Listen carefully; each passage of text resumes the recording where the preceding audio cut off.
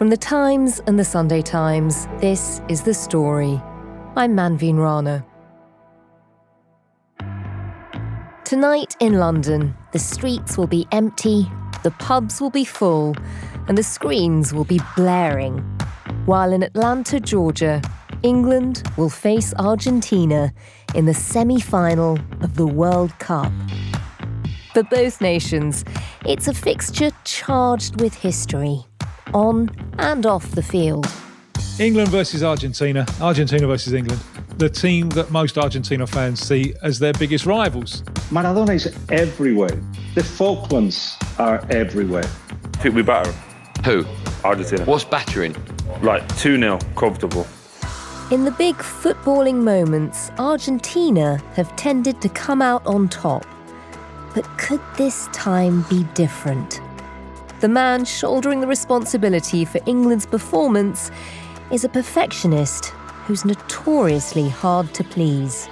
We're in the last four. In general, I think it was not a high-level game. The football coach in me still thinks that we can and have to play better football.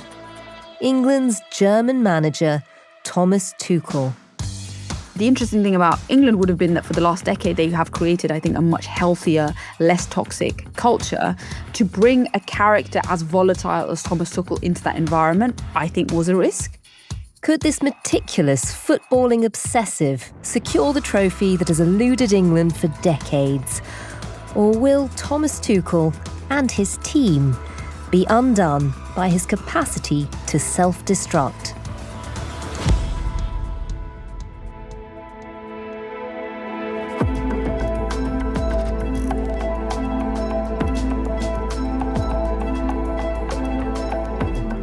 The story today, the method in the madness of Thomas Tuchel.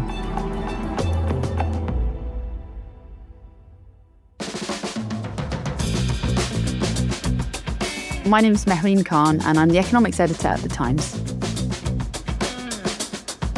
We often get you on to talk about the state of the global economy, the markets. It's not often we turn to you for football, and yet that's a trick we've been missing. just explain to listeners why you're also an authority on that. Oh, authority stuff. I'm a football fan, and actually my start in journalism was on the sports desk. I didn't last very long, so clearly I'm not very good at the journalism side of football. And I guess I'm here today in my capacity as a Chelsea fan and a Thomas Tuchel fangirl, let's put it that way. So he was a brief entrance into my life, like most Chelsea managers, but one that I was fascinated by almost as soon as he walked into the club. So I'm very happy to talk about him, perhaps not as an England fan as such, but as someone who's watched his career and has been emotionally invested in his success. When you say not as an England fan...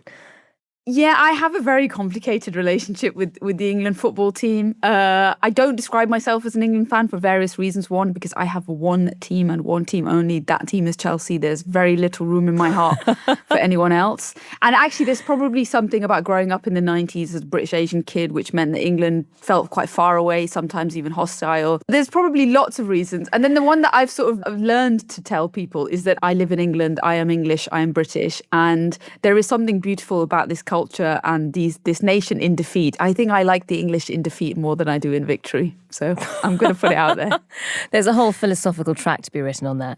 We're hoping we won't be seeing any of that tonight. It is a massive match. England in the semi-final. Just for anyone who isn't is somehow managing to live under a rock and miss all of this, why is this such a big game? It's a big game just by the virtue of the fact that England have made it to the semi-finals once again. They got there in 2018 in the World Cup in Russia. This will be the first time since. That was now nearly, 8 years ago? And then the nature of the opposition, the opponent, I think has really amped up the significance of this. Like, we could do a whole episode on the geopolitics of England, Argentina, but, all I have to say is the tabloid Falklands. headlines of the 1980s. Exactly. I wasn't around, but it doesn't matter. Even if you grew up in the 2000s, you can't really forget how much of a legitimate territorial dispute sort of changed the nature of the footballing rivalry. And this will be the first time that England have played Argentina in a World Cup since the infamous David Beckham moment. Owen scores that fantastic goal. England end up losing. David Beckham gets sent off, becomes a national villain. This will be the first time Lionel Messi has ever played against England in a competitive game, which is incredible. football. It's never happened before. England, to some degree, have put to bed one of the ghosts of Argentina, which was Maradona 1986 in the Azteca. They went to the Azteca in the knockout round. They beat Mexico, so they're already sort of buried one of the traumas of Argentinian past. And now, if they beat them, then maybe you could say they finally put it to bed too. So there's a lot riding on this one match. And one of the people who could be absolutely key to England's performance is Thomas Tuchel. You are a long-time fan. I have to admit, as somebody who only gets interested in football every time the World Cup comes around, I'm kind of new to him. So you need to give me the bluffer's guide. Tell me when you started following him and what made him interesting to you. He walked into my life at the beginning of 2021, which was still lockdown, pandemic football. I remember January 2021, Chelsea have just sacked their legendary player, not so legendary manager, Frank Lampard. And this happens at Chelsea on a 12 to 18-month cycle. There's nothing particularly special about it. And Tuchel is just the latest in the managerial candidates that's probably not going to be around very long. Spoiler, he wasn't around very long. But the time that he was around was fantastic because within the months that he was at the club, he wins the Champions League with Chelsea, the coveted European Cup, only for the second time in their history. And I fell into the trap, as I always do, of thinking this guy's going to build an empire and collect trophies at Chelsea for a long time. It ended very abruptly about 18 months later when new ownership comes in, and he's gone out of my life. And it was I've spoken before about never really having closure over that moment. It was an abrupt ending. It was all sort of clouded in a bit of mystery. We didn't really know what happened. Tuchel then goes on to have a brief stint at Bayern Munich, but he's really, I think, re-emerged, of course, in the English psyche when he gets the England job. If listeners really, take to our portrayal of him, you should go and listen to an episode of Heroes and Humans, which is a football podcast that I have done with Simon Cooper. And I think I described him in that episode, which we recorded just before he got the England job, as an anti-hero, almost Batman-type figure. Explain that. Yeah, he has a darkness about him. And I think we said in the episode that football is the thing that he's obsessed by, and it drives his life so much that it's also the ruination of him. It has driven him to physical and mental extremes. It has driven his players to physical and mental extremes. That's why his tenures at his clubs progressively over time have gotten shorter and shorter because of the extremities in which he puts his players under, and I think the difficult psychological relationships that develop with his players. So that's such a useful warning because, it does seem to be going well. We are doing well, progressing through the World Cup, although there do seem to be some signs of tensions, which we'll come to. Before we do, though, you're giving me the bluffer's guide. To understand the man, we need to know a bit more about his background. So, what do we know about his life before he becomes a world-famous football manager? Yeah, so Thomas Tuchel is born in Swabia in Bavaria, which has a very high concentration of elite football managers. So in the world that I come from, in economics, Swabian is known for having an archetype of the Swabian housewife, which is like this archetypal German housewife that saves lots of money and doesn't spend very much. I think we can probably say in the 2020s that there should be an archetype for the Swabian football manager, because Thomas Tuchel, Jurgen Klopp, ex-Liverpool manager and legendary German manager, is also from Swabia. Ralf Rangnick, who is sort of the godfather of this certain philosophy of German management. He's much older than these guys. He also comes from Swabia. So there's something in the waters in Bavaria, clearly. And he fits the archetype. If we're going to make a stereotype about what it is, incredibly technical sort of management. And I think what's special about the Tuchel generation is that I call them nerd managers. So why are they nerd managers? Because they're not managers that have really had prolific, if any, football careers. And their entry into management is about a technical appreciation and learning of the game on the job. So Thomas Tuchel has a very ill-fated career. He gets injured by the age of 25. He's a defender, and he's not going to make it as a professional footballer. So what does he do? He sort of becomes a coach by learning. So unlike ex-players who will go off and become managers because they've been around football their whole lives and they understand and they've worked with great managers, I call him a nerd manager because really there is a huge emphasis on learning on the job and the technicalities of becoming a manager. So this is about technique and efficiency. That feels very German. Yeah, exactly. It's about meticulous attention to detail. It's about understanding where players position themselves on their pitch. It's about creating environments at training to give players the ability to cope with pressures. And it is quite formulaic and mechanical in a sense because you're playing with systems and you're creating systems to defeat the opponent's system. And Thomas Tuchel, probably is, not going to be able to hit a ball top bins from 40 yards, but it doesn't matter because if he's got the players to do it, but he wants to get them in the positions where he's going to make them excel. And so he gets various jobs, first at Stuttgart with the youth team. Then his main job is at Mainz, which is a kind of mid-table, even lower league Bundesliga team, which never really did very well. Their claim to fame was that they had this guy called Jurgen Klopp as their manager. Thomas Tuchel takes them to pretty giddy heights. In the Bundesliga, he becomes the most winningest manager in Mainz's history. And then his big break comes at Dortmund, which is a storied German football club, one of the great football clubs alongside Bayern Munich. He doesn't have a great time there. He, again, is following in the shadow of Klopp. And then I guess most people probably around football would have heard of Thomas Tuchel because he became the manager of PSG in Paris. And he took them to a Champions League final, which they didn't win against Bayern Munich. And up until that point, he is a European manager with great promise. And then he ends up in the Premier League, where I guess English fans learn about him for the first time, and where I developed this unhealthy emotional relationship with Thomas Tuchel. And when he was at Chelsea, when he's been at any of these teams, what is his style? What is his style with the players? The first thing I think a player would notice about a Thomas Tuchel team is that when Tommy T, as we like to call him, comes into a dressing room, the first thing that he's going to do is work out what they're doing in the canteen.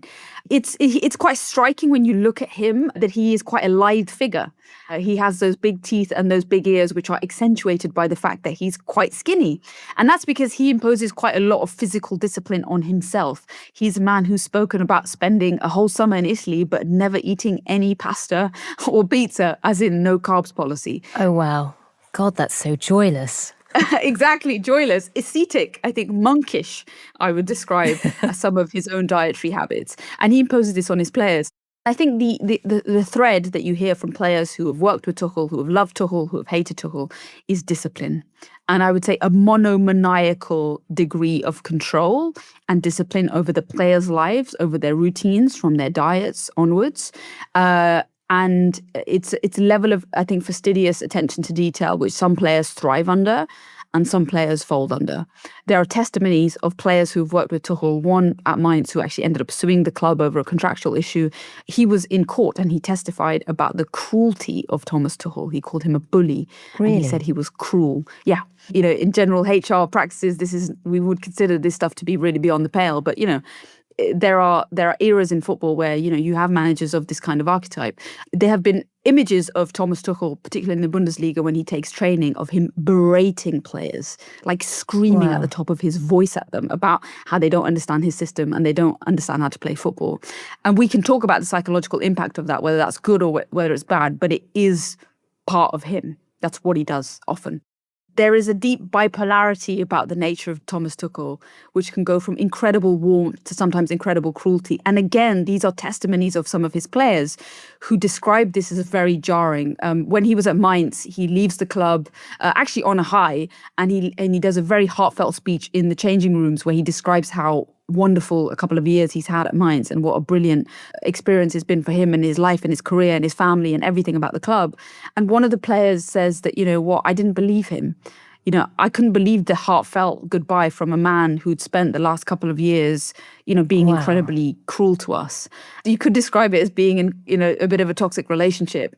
As a COD psychoanalysis of the man, I guess his life in professional football is balancing those two things out and maybe masking some of the darker parts of himself. Is he really learning? He keeps falling out with clubs and having really tempestuous ends.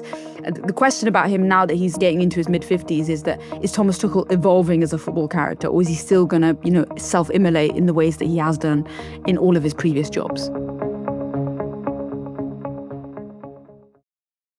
Mehreen, you've been describing the sometimes tempestuous career of Thomas Tuchel up until he arrives at England. This is every club he's at where things seem to be going well and then he slightly blows up. There are tensions, there's difficulties, accused of being cruel.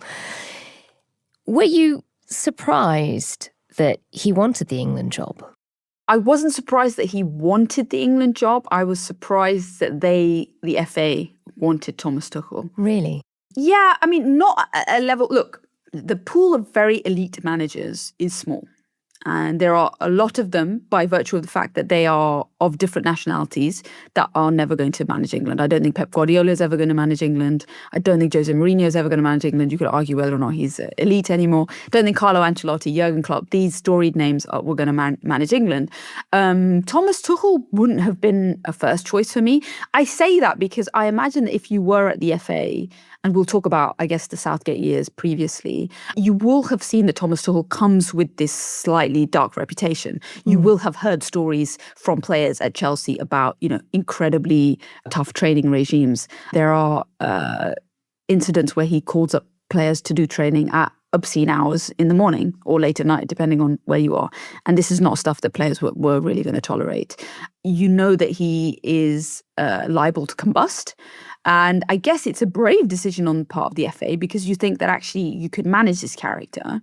And the interesting thing about England would have been that for the last decade, they have created, I think, a much healthier, less toxic culture. To bring a character as volatile as Thomas Tuchel into that environment, I think was a risk. I still think it is a risk. You could probably argue it's a risk that is paying off for now. My question is always about the longevity with Thomas. So I'm not surprised that he wanted the job. I think it would have been difficult for any club to have taken him after Bayern Munich ended up really not doing that well. He goes to Germany's most famed club. They win the league basically because Dortmund throw it. He complains all the time about transfers. It's a very unhappy time. So he hasn't really rehabilitated himself from Chelsea. And he's probably looking around and thinking, who's going to take me on next? Was there much pushback when the FA announced that he would be the next manager? I mean, partly because he's, as you say, he has a reputation for being difficult, for being quite toxic, but also because we haven't always been great in the past with foreign managers. I think that was actually more the element. I imagine most England fans, and if you're outside of Chelsea, you didn't actually know much about Thomas Tuchel, apart from that he was at Chelsea and they won the Champions League, which is brilliant, and he's considered to be a great manager. I think actually the Germanness was probably the psychological barrier that was most difficult for people to swallow. Yes, England have had foreign managers. One was Swedish, Sven-Göran Eriksson, and Fabio Capello was Italian. They had mixed records. But Germany is something else. Germany is the old enemy in terms of historically, but also footballing terms too.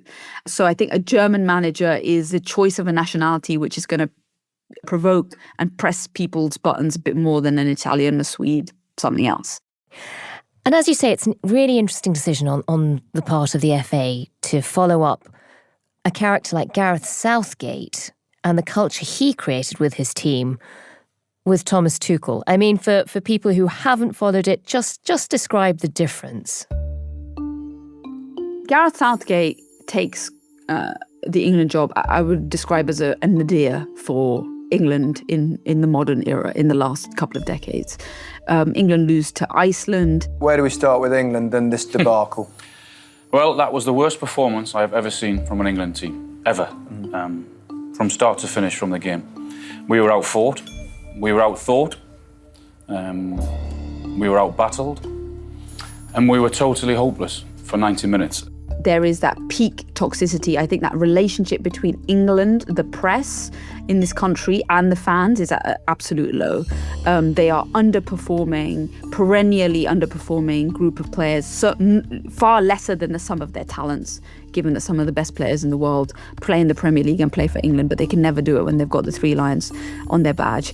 And the job of Gareth Southgate is to come in as a former player to kind of, I think, detoxify the entire England brand, to create a sense in which there's going to be more stability and I think a healthier environment where the players, when they come to England, when they come and train with England, don't feel so much pressure.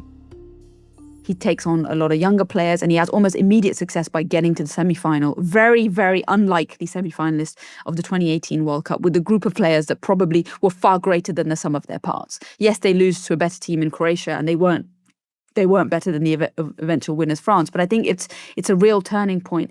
And Southgate, given that he is this, incredibly, I don't want to overhype him. He's a very civilized, calm, mature character who speaks very well. I think he can handle kind of the rabid tabloid obsession with the English football team by just dialing everything down a notch and creating a healthier environment for England players to succeed.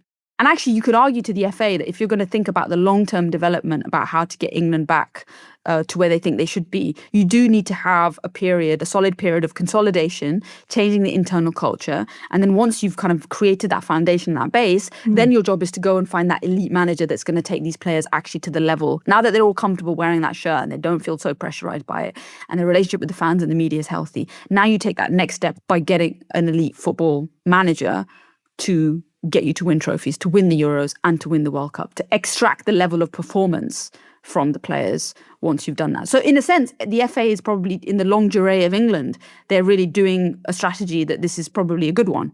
It does seem to involve injecting at least a little bit of toxicity. I mean, it's been really interesting watching him criticise the way England are playing when everyone else is cheering and jubilant.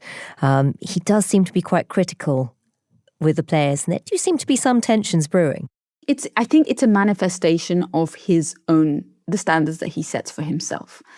So there's now that infamous interview with Gabriel Clark of ITV after England really struggled but do make it past Norway. And he's annoyed. And this is a very familiar sight to me. Chelsea have just scraped a 2-1 or 1-0 victory and the manager's annoyed.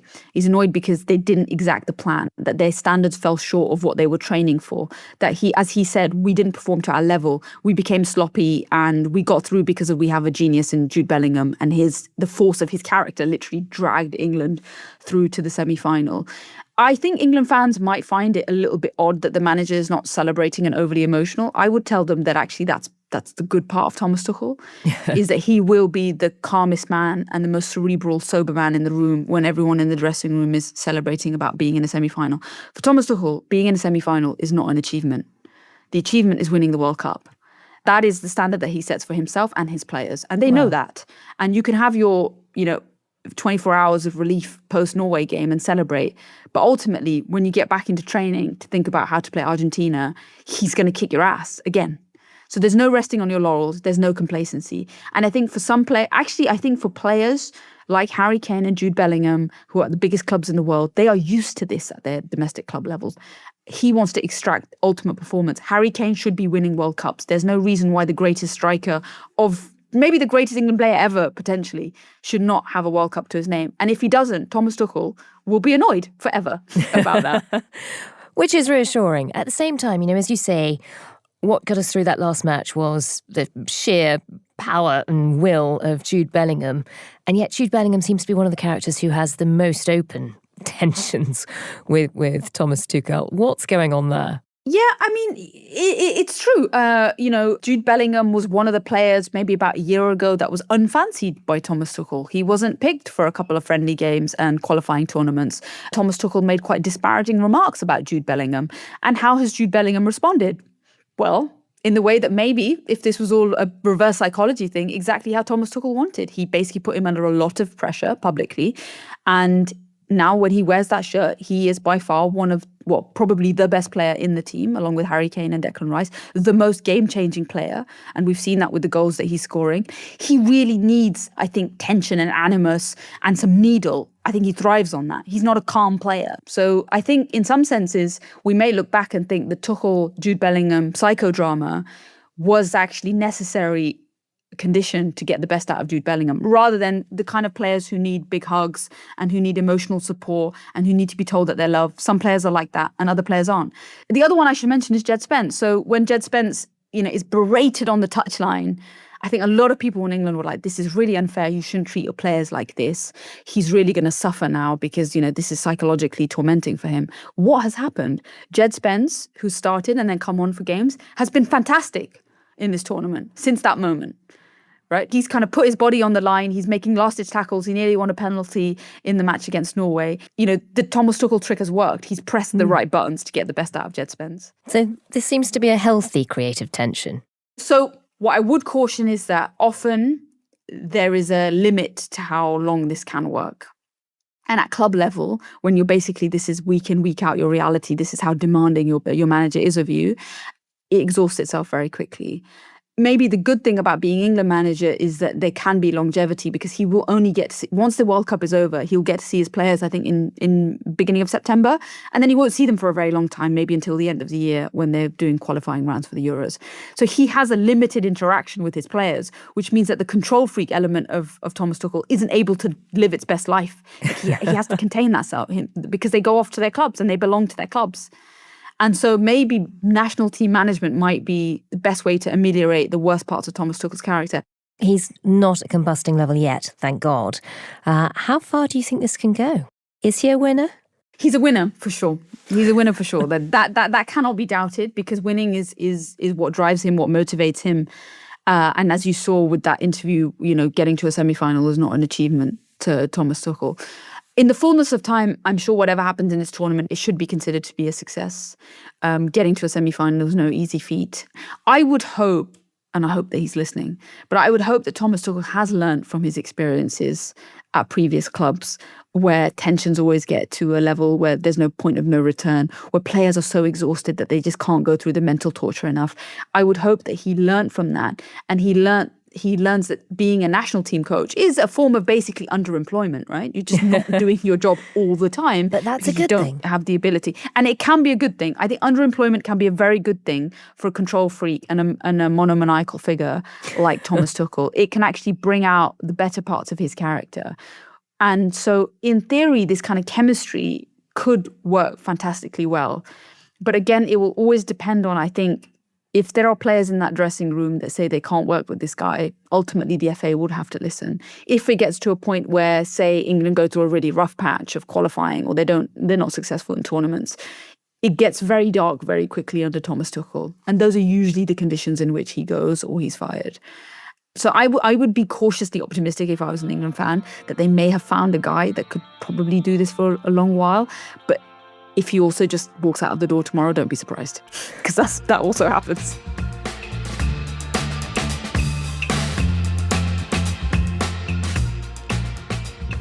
And Mehreen, as a fangirl, and I think I can say with some certainty that under a Tuchel regime there will be zero tears from players on the field, will you now be rooting for England?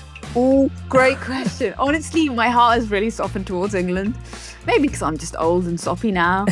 But I really want him to do well. I want him to do well because I need that kind of closure from Chelsea when he just sort of walked out of my life.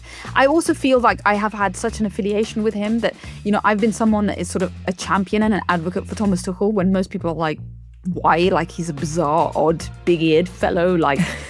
But I think England fans are learning that there's something incredibly captivating about him.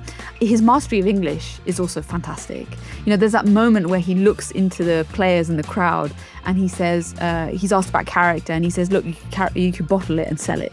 He has a kind of turn of phrase, and he loves the thing that he does so much that that it's going to ruin him, but it's also the only thing that gets him out of bed every day. And I think seeing someone so invested in football, and as a fan, I love that. And I think he is going to win a lot of hearts and minds over. And so I'm sort of, England fans are going to go on the journey of discovery that I did with Thomas Tuchel, and it's a ride, I'll put it that way. It's definitely a ride.